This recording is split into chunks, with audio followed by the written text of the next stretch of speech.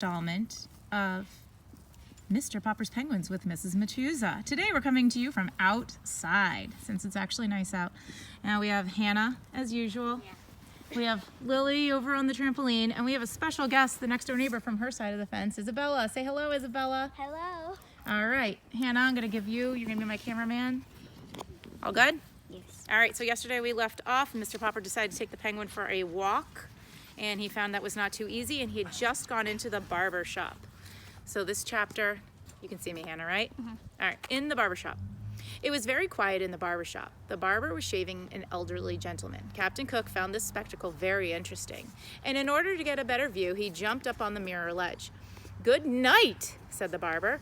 The gentleman in the barber's chair, his face already white with lather, half lifted his head to see what had happened.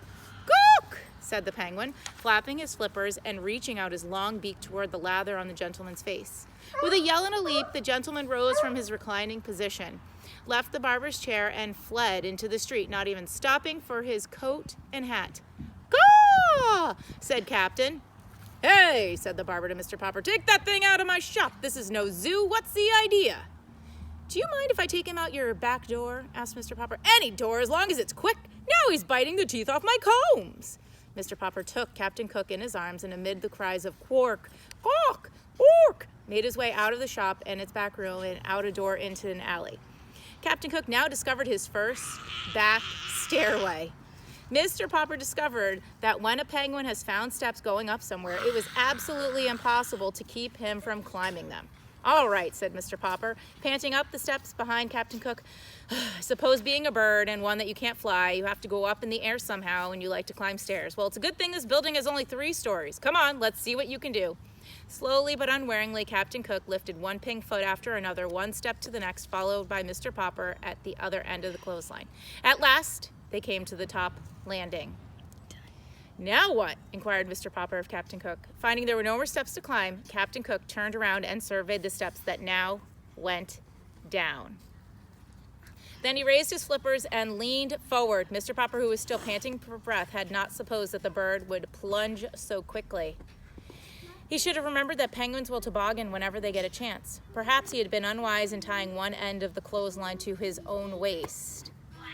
At any rate, this time, Mr. Popper found himself suddenly sliding on his own white-clad stomach down the 3 flights of steps. This delighted the penguin, who was enjoying his own slide just ahead of Mr. Popper. When they reached the bottom, Captain Cook was so eager to go up again that Mr. Popper had to call a taxi to distract him.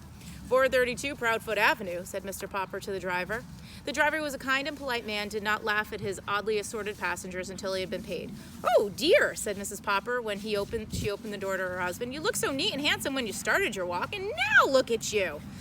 "Oh, I'm sorry, my love," said Mr. Popper in a humble tone, "but you can't always tell what a penguin will do next." So saying, he went to lie down, for he was quite exhausted from all the unusual exercise, while Captain Cook had a shower and then took a nap in the icebox. So that's the end of that chapter.